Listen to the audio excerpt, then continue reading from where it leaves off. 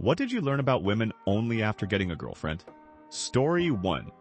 If she asks if you want ice cream, she wants ice cream and wants you to say yes so that she can get ice cream. Reply 1.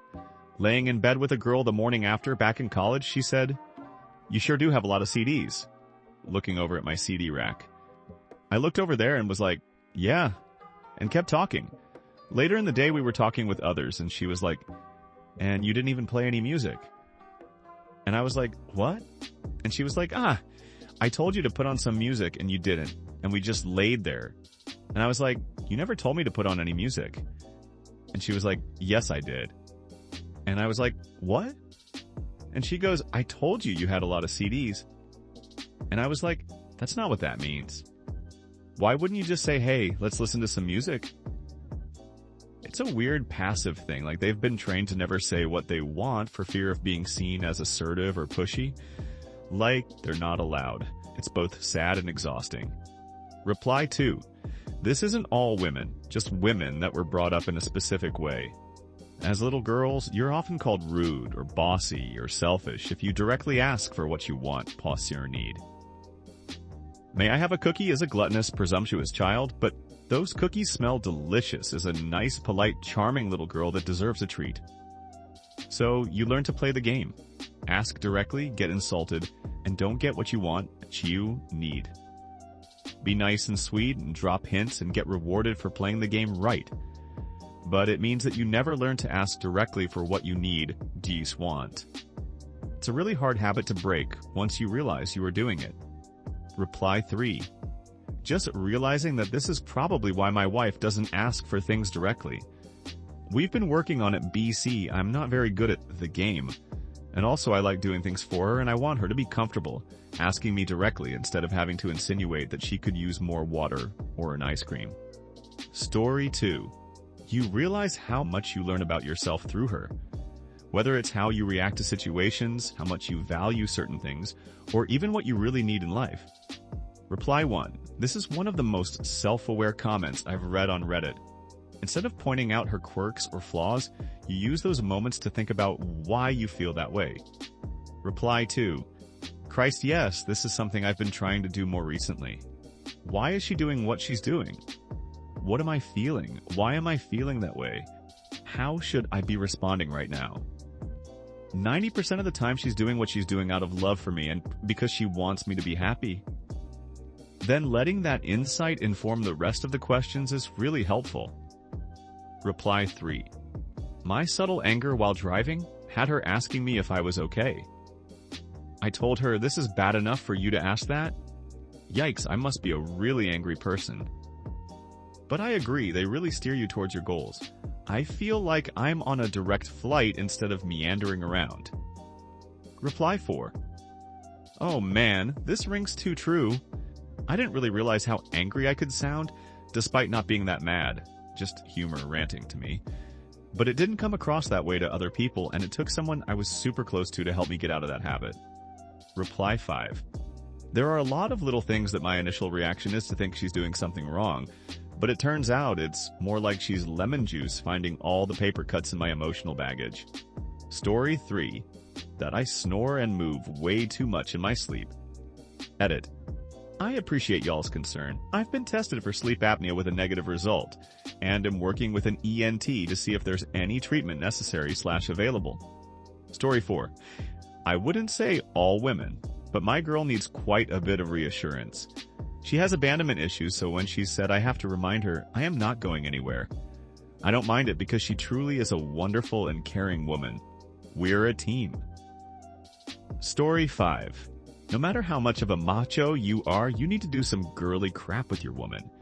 It's not because she wants to emasculate you or bend your will or she expects you to enjoy it even. It's because she wants to share some of her daily life with you. On the other hand, women don't mind doing some manly crap with you because guess what? They are willing to share some of your daily life with you. Reply 1. Most stuff that's gendered labeled really isn't gendered at all. Knitting, crochet, painting, dancing, sugary drinks? They're not feminine at all and are enjoyed by many men.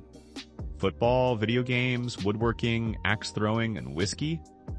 They're not masculine, and there are tons of women who love them. If your partner wants to share something they like with you, absolutely give it a try. If you don't like it, oh well, you gave it a fair shot. But there's a good chance that you're finding a new hobby or interest that would never have come up on your own. And yes, I've known both men and women who have refused to try the activities I listed because they viewed them as not part of their gendered activities. Reply 2. Dancing sugary drinks. Fellas, is it gay to dance? To have a Coke? Where does crap like this come from anyway? Reply 3. I was thinking more like Cosmos or margaritas for sugary drinks than soft drinks. But yeah, it's dumb. A lot of it comes from people with low self-esteem who try to ape people they find more manly or more attractive. Story 6. I was raised Catholic and went to Catholic school, and got the full dose of traumatizing anti-sex propaganda and sexual misinformation. As a result, I believe that women didn't want sex at all. Sex was something women tolerated, not looked forward to.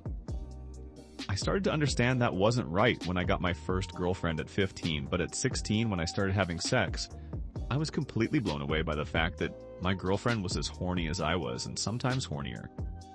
It was such a shock that I didn't believe it at first and thought she was acting that way because she loved me and wanted me to be happy. And boy howdy, was I happy. But it didn't take me long to figure out that she was not just enthusiastically participating, but enjoying it and wanted it as much as I did, and my brain just didn't know how to process that information for a while. It was the first big step to getting out of the brainwashing. She literally effed the Catholicism right out of me. Story 7. Every one of my long-term girlfriends suffered from sexual violence in some way. Most when underage. I thought the first couple were flukes, but every time I eventually get to the point of the relationship where things like that are shared, the trauma begins to flow out. Had no idea how prevalent it is. 7 in a row at this point. Reply 1. My daughter was with 4 of her friends and it came up. She was the only one of the 5 who had never experienced molestation as a child. I was, and I tried so hard to spare her from that torture. Abused children deal with it the rest of their lives. It doesn't just go away when the perpetrator does. Edit. Sexual abuse isn't limited to women. I use women when I talk, but I'm changing that habit. Boys aren't immune from the predators, and they need to be protected and believed too. Reply 2. I'm sorry if this is out of line, but my mother was molested, my sister was molested, my sister wasn't. I feel a lot of almost survivor's guilt sometimes, like, why was I spared when they didn't deserve it either? It was a family member, so I was exposed as well. I just got luckier, I guess. And I know that there's this part of them I will never fully understand, and that's a weird feeling sometimes too. Obviously, I don't wish I'd been molested too, but it makes the world feel incredibly random and out of control. Reply 3. This is very true. I don't believe there is a woman out there that hasn't experienced some form of SA. And if by some magic they haven't, I can guarantee they are very close to someone who has. Reply 4. What scares the crap out of me as a man is the realization that if that many women are victims, a non-trivial fraction of men are offenders. Even taking into account that offenders have multiple victims, there's a good chance we all unknowingly know one. Story 8. If they're upset, there is a 50/50 chance they're just hungry. Sometimes I just say, man, I could really go for some Taco Bell, and then her eyes would light up. Reply 1. That one line from an old book, you may fascinate a woman with a piece of cheese, is unironically the best advice. If your woman is mad, just offer her food. Bonus points if you've figured out her favorites and can read what she's in the mood for. A tactical ice cream date or pizza delivery will save you so much headache. Story 9. She was just like me, a person with faults and insecurities. I got beyond lucky and found someone who was a perfect match for me. Ended up marrying her 4 years later. Anyone who says women want a specific thing is usually full of crap. They're people too. You can be open and honest and just ask to have open dialogue in healthy relationships. Probably the best thing I learned after being sick of dishonesty both myself and previous partners. Also, Jesus Christ buying period products for the first time was a effing trip. And what the F is up with the tiny-ass pockets and the non-conforming clothing sizes.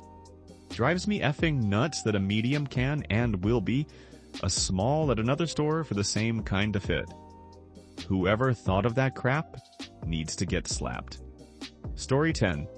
Before you live with your girl, you may not realize that, like cats, they get the zoomies sometimes. How many of you have been lying down to sleep and your partner gets all wiggly and silly? Reply 1. Wife zoomies are a thing, but no one has explained to me why husband zoomies aren't a thing. Like, why don't men become silly gooses at 11:24 p.m. every night? Reply 2. That would be me. My girlfriend is the calm one who falls asleep the moment it hits 9:30 p.m., while I'm the one wiggling under the covers and grabbing her feet and running out of the room, giggling, then running back in and throwing the cat on her laugh out loud. Reply 3. Ah, yes, the I want to play mood. I can only assume women can smell exhaustion because it never arrives when I have energy laugh out loud. Reply 4. Also, this is when the stupid, in a fun way, but questions they have start to leak out. And they're always like real questions you've never considered. I can't think of any real ones right now, but they are always enough to make you say what and look at them like they are insane. What does English sound like to a foreigner? Have you ever thought about what kind of bedrock our house is built on? Do rats like cheese, or is this a stereotype like with carrots and rabbits and bananas and monkeys? How many hairs can grow out of a single follicle? The if I were a worm, would you still love me?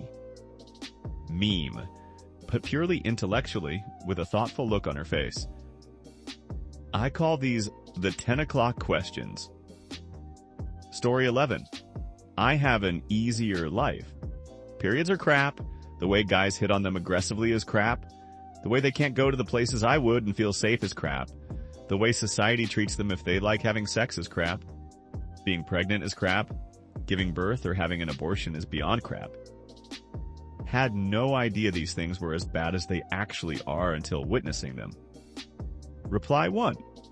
I really appreciate this. Men have their own struggles, but it feels like in general, women are forced to ignore the biological reality of their existence. Story 12.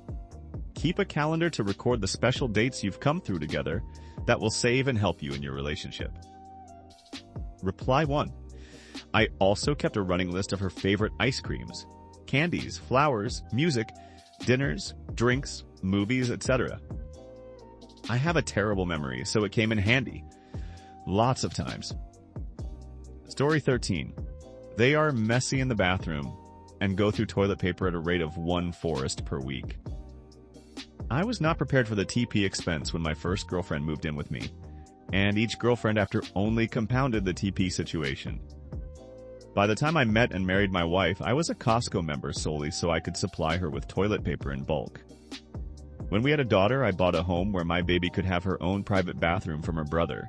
I literally get 2 boxes of Costco TP delivered every other week. One for the master bath, wife's bathroom, and one for my daughter's bathroom. This has been a 15-year cycle at this point. Edit. Every bathroom in our house has a bidet. Thanks for the suggestions and product links. Story 14. That they've all been harassed, groped, assaulted, molested, threatened sexually, or just had creepy crap happen to them by men. I mean, seriously, everyone I've ever dated told me stories of crap that happened to them, that they had to be wary of, that I never thought about or worried about. 1. Found a camera in the Starbucks women's bathroom.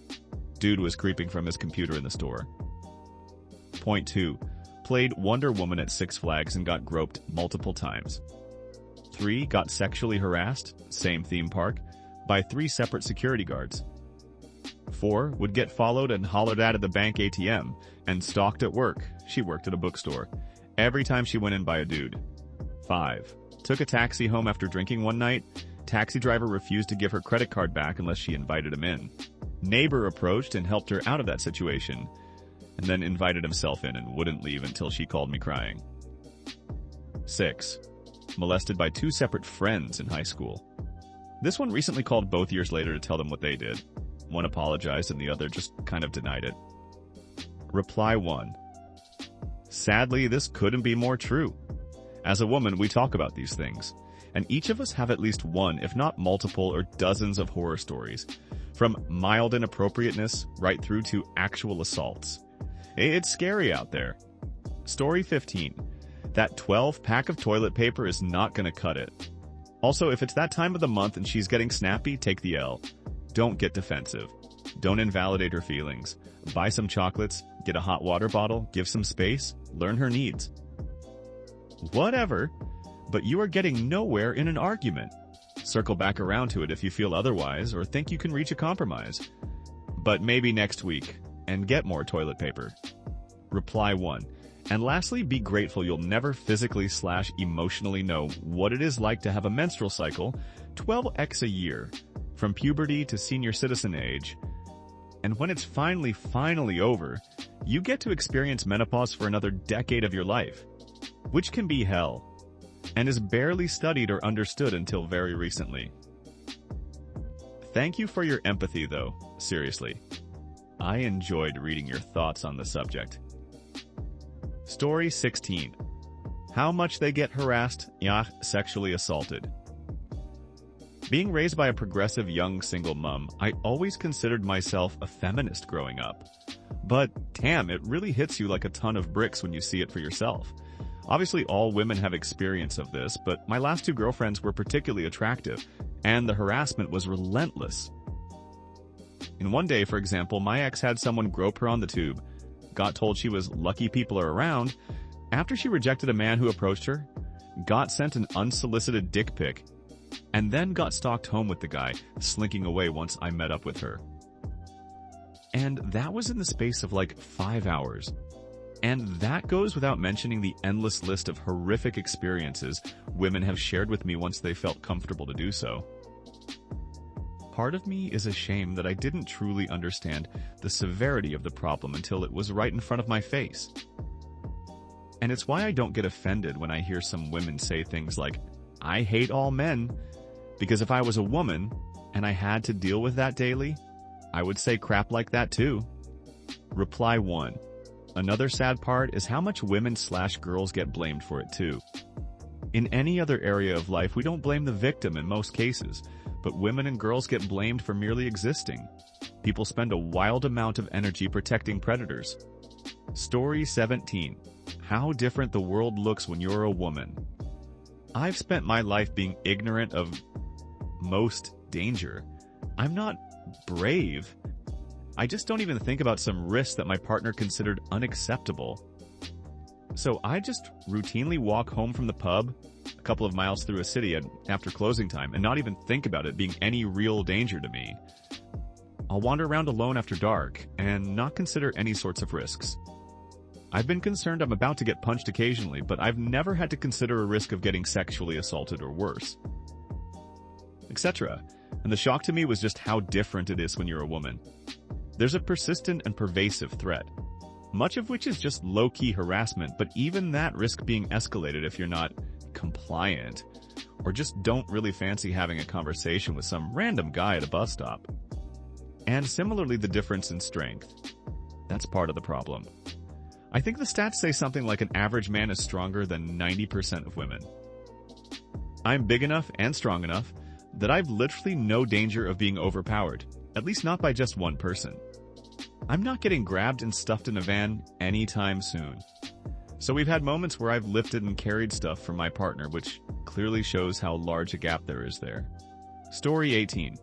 That there is a whole world of unspoken communication and signs that I was completely oblivious to until my partner explained and showed them to me. Story 19. How much they online window shop. Never could have imagined the hours they spend on clothing websites. Reply 1. Buddy, the amount of times I've come home from work and the girlfriend is like, so there was a sale, else me? Ooh, love her to death though. Story 20. How often they have to pee. They get excited, they gotta pee.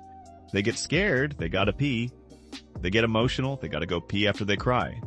They get angry, they gotta go pee. They get happy, they gotta go pee. Reply 1.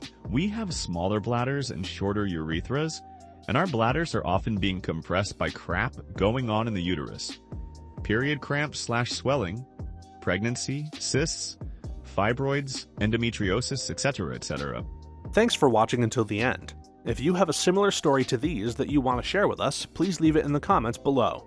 If you enjoyed this video, please leave us a like and subscribe.